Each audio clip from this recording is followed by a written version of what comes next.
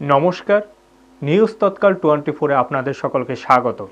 আপনাদের সাথে আমি দেবব্রত। দেখে নেব এখনকার সংবাদ শিরোনামগুলি। জোলাইবাড়িতে নির্মমানের ইট সোলিংয়ের প্রতিবাদে গ্রামবাসীর বিক্ষোভ, কাজ বন্ধ করতে বাধ্য ঠিকাদার।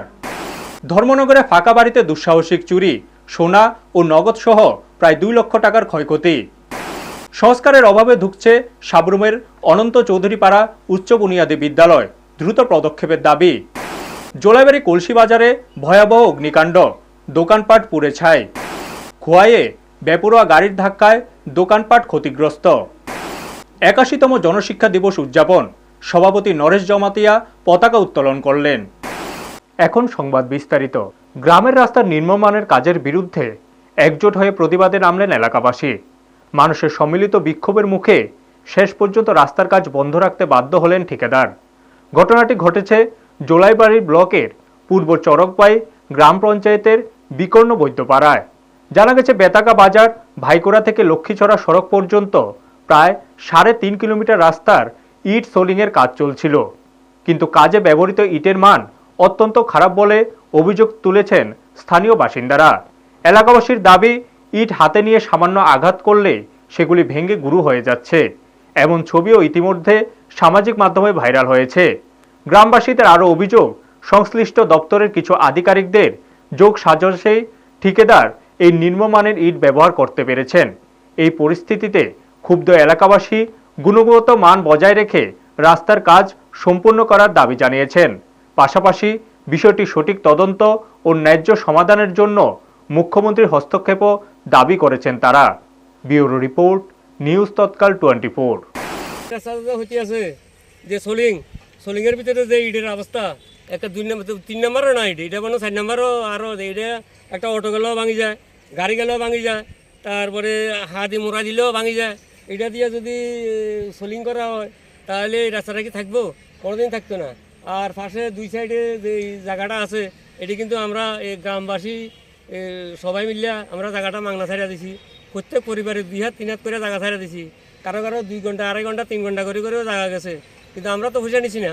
তাহলে দেখা যাইতে আছে এই রাস্তা এইভাবে হইলে ভবিষ্যতে কেমন হইব? তাহলে গভর্নমেন্ট তো টাকা দিতে আছে, গভর্নমেন্ট তারা টাকা দিছে, অথচ তারা কাজ করতে আসে না। আমরা তো কিন্তু জায়গার খুঁজে নিতে আসি না।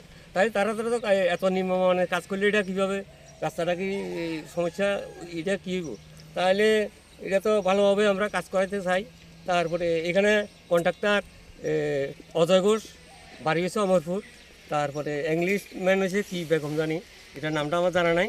তবে আর এখানে যখন কাজ হয় অফিস স্টাফ তারাও থাকে, তো তারার সামনেও তো এইভাবে কাজ হইতে আছে। তারা কি এটা কি টাকার বিনিময় করতে আছে না কি করতে আছে আমরা জানি না। তবে এটা মনে হইতেছে এটা একটা দুর্নাম ছড়ানোর জন্য এইভাবে কাজটা করতে আছে। আপনারা দেখছেন নিউজ তৎকাল 24। চুরাইবাড়ি থানাধীন পূর্ব চুরাইবাড়ি গ্রাম পঞ্চায়েতের 3 নম্বর ওয়ার্ড এলাকায় ফের দুঃসাহসিক চুরির ঘটনা ঘটেছে। ফাঁকা বাড়িকে নিশানা করে চোরের দল সোনা গয়না ও নগদ অর্থসহ প্রায় 2 লক্ষ টাকা সামগ্রী লুট করে নিয়ে যায়। স্থানীয় সূত্রে জানা যায়, শুক্রবার রাতে বাড়ির মালিক নীতিশ দাস ও তার স্ত্রী পাপিয়া দাস জরুরি কাজে বাইরে গেলে সেই সুযোগে চুরি হয়। রাত 8টা নাগাদ বাড়িতে ফিরে এসে তারা ঘরের 3টি তালা ভাঙ্গা ও আসবাবপত্র এলোমেলো অবস্থায় দেখতে পান। চোরেরা প্রায় নগদ 30,000 টাকা ও সোনা গয়না নিয়ে পালিয়েছে বলে অভিযোগ। ঘটনার খবর পেয়ে চুরাইবাড়ি থানার পুলিশ ঘটনাস্থলে পৌঁছে তদন্ত শুরু করে। এ বিষয়ে থানায় একটি লিখিত অভিযোগ দায়ের করা হয়েছে। সাম্প্রতিক সময়ে এলাকায় একের পর এক ফাঁকা বাড়িতে চুরির ঘটনায় সাধারণ মানুষের মধ্যে আতঙ্ক ছড়িয়েছে। এলাকাবাসীর দাবি, ভবিষ্যতে এই ধরনের ঘটনা রোধে অবিলম্বে রাত্রিকালীন পুলিশ টহল জোরদার করা হোক। ব্যুরো রিপোর্ট, নিউজ তৎকাল 24। বাসিন্দা আমি এই বাড়ির মালিক। আমার বাড়িতে ব্যবহার চুরি গেছে। আমি আমি চাকরির উপাসনা কালকে আগামী কালকে গেছিলাম সবজি বানানি, সেই উপলক্ষে 3টা দরজা বানিয়ে একটা চুরি। আমার নাম জগদীশ দাস। কী কিনেছে? জিনিস নিচে নগদ 30,000 টাকা, সোনা নিচে, হাতে চুরি নিচে, গলার এই নেকলেস নিচে, আর আরও টুকরা ধোয়া আছে এটাও লিয়ে গেছে। পূর্ব চুরাইবাড়ি 3 নম্বর ওয়ার্ড। আমি বক্তসেবাদ গেছিলাম সবজি হারাত, বাড়িতে গেছিলাম, টাইম গেছ লাগে তিমুকাত ফানানা আইয়া এরকম ঘটনা হয়েছে। চকেশ ভাঙ্গিয়া সপ্তাহ লইয়া গেছে গিয়া। টাকা আছিল 30,000 টাকার উপরে আছিল, খানের আছিল সোনা 2 জোড়া, একটা সোনার আংটি আছিল, মঙ্গলসূত্র আছিল, নিচে গিয়া রূপার জিনিস আরো আছিল। তখন তো 7:30-8টা হইব তখন ঘটনা হয়েছে। আমরা গেছি 6:30টার সময় আসিল, তারপর আগে সাথে মুখাত পানা না, তো ওইখান থেকে আইয়া দেখুন ঘটনা এরকম তালা ভাঙ্গা ঢুকিয়া এরকম বসে চলিয়া গেছে, ডকুমেন্ট সব লইয়া গেছে। আপনারা দেখছেন নিউজ তৎকাল 24। সাবরু মহকুমার পূর্ব হরিণা এলাকায় বিজয়শীল পাড়ায় অবস্থিত অনন্ত চৌধুরী পাড়া উচ্চ বুনিয়াদী বিদ্যালয়ের বর্তমান অবস্থা অত্যন্ত শোচনীয়। জানা গেছে প্রায় 30 বছর আগে স্থাপিত এই বিদ্যালয়টি আজ পর্যন্ত কোনো বড় ধরনের মেরামতের মুখ দেখেনি। স্থানীয় সূত্রে জানা যায়, একের পর এক সরকার পরিবর্তন হলেও বিদ্যালয়টির দিকে কোনো সরকারই তেমন নজর দেয়নি। বিদ্যালয়ের শ্রেণীকক্ষগুলোর ছাদ দিয়ে বর্ষাকালে জল পড়ে, দরজা জানালার অবস্থা অত্যন্ত খারাপ। এর ফলে ছাত্রছাত্রীদের পড়াশোনায় মারাত্মক সমস্যার সৃষ্টি হচ্ছে।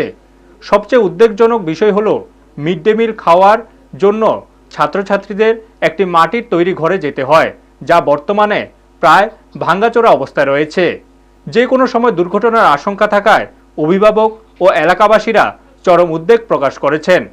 এলাকার মানুষজন ও বিদ্যালয়ের ছাত্রছাত্রীদের পক্ষ থেকে প্রশাসনের কাছে জোর আবেদন জানানো হয়েছে, যাতে দ্রুত এই বিদ্যালয়টি সংস্কার ও প্রয়োজনীয় মেরামতের ব্যবস্থা করা হয়।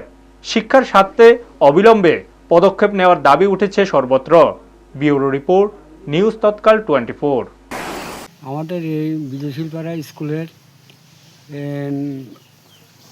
নার্সারি ইংরেজিতে স্থাপিত স্কুলটা মেরামত নাই, জল পড়ে, ছাত্রছাত্রীদের বিরাট অসুবিধা হয়, তারা ক্লাস করতে পারে না। আমি গভর্নমেন্টের কাছে আবেদন যাতে স্কুলটা মেরামত যাতে হয়। আপনারা দেখছেন নিউজ তৎকাল 24। শুক্রবার রাতে জোলাইবাড়ি কলসি বাজারে এক ভয়াবহ অগ্নিকাণ্ডের ঘটনা ঘটে। স্থানীয়রা আগুন দেখতে পেয়ে সঙ্গে সঙ্গে জোলাইবাড়ির দমকল দপ্তরকে খবর দেন। একই সঙ্গে দক্ষিণ জোলাইবাড়ির শ্যামসুন্দর পাড়া থেকে আগুন লাগার খবর পাওয়ায় শান্তির বাজারের দমকল কর্মীদেরও দ্রুত ঘটনাস্থলে পাঠানো হয়। দমকল কর্মীরা অনেক চেষ্টা চালানোর পরও আগুন নিয়ন্ত্রণে আনা কঠিন হয়ে পড়ে। অগ্নিকাণ্ডে 2টি বড় দোকানসহ বেশ কিছু ছোট দোকান সম্পূর্ণভাবে পুড়ে ছাই হয়ে যায়। সর্বসাধারণের প্রচেষ্টা এবং দমকলের তৎপরতায় মানুষজনের নিরাপদে বাইরে বের হওয়া সম্ভব হয়। পুলিশ আগুনের প্রকৃত কারণ বের করতে তদন্ত শুরু করেছে। প্রাথমিকভাবে জানা গেছে বিদ্যুৎ সংযোগের ত্রুটি অথবা অজানা কোনো কারণে আগুন লাগতে পারে। তবে চূড়ান্ত রিপোর্ট আসা পর্যন্ত নিশ্চিতভাবে কিছু বলা যাচ্ছে না। ব্যুরো রিপোর্ট, নিউজ তৎকাল 24। থেকে প্রথমে জোলাইবাড়ি ফায়ার স্টেশনে তারা যে কলসিতে তারা অ্যাটেন্ড করছে, তারা এখানে খুব জলটা দূরে আসছিল, তারা একটা যে আমরা টার্ন আউট দিয়ে তারা কাভার করতে পারতেছে না, তো আমরা শান্তির বাজারটা কল করছে, আমরা গেছে, তো এখানে গিয়া সেটা মোটামুটি আমরা শেষ। তখন একটা কল আইছে, আবার জোলাইবাড়ি ওই কল আইছে, এটা আবার এই সাগর ডেপার মধ্যে একটা কেরোসিনে আগুন লাগে। তো এখন পরিস্থিতি কেমন?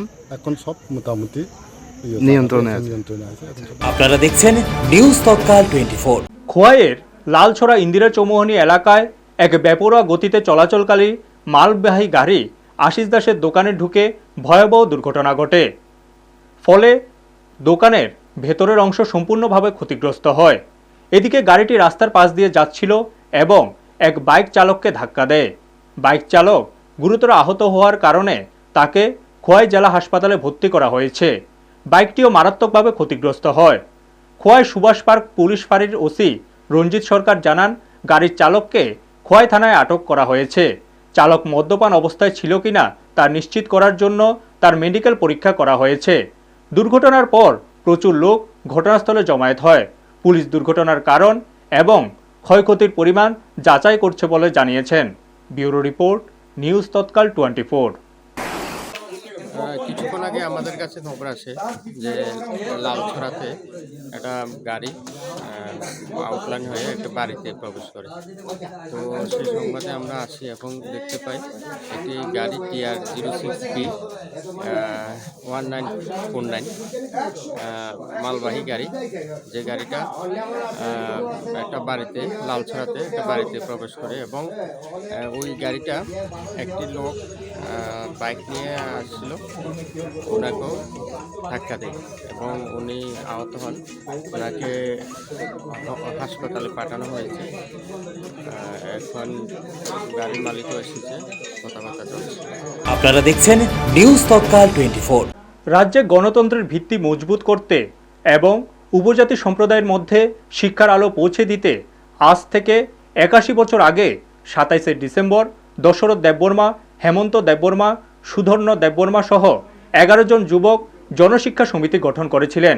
সেই দিন থেকে প্রতি বছর এই দিনটি জনশিক্ষা দিবস হিসাবে পালিত হয়ে আসছে। আয়োজন করে উপজাতি গণমুক্তি পরিষদ।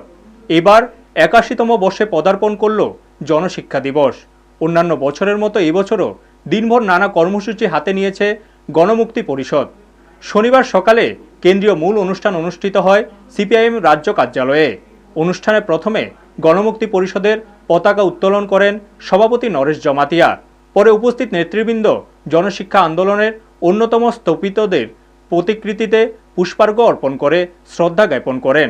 ব্যুরো রিপোর্ট, নিউজ তৎকাল 24। আপনারা দেখছেন নিউজ তৎকাল 24। এখনকার মতো সংবাদ এই পর্যন্তই।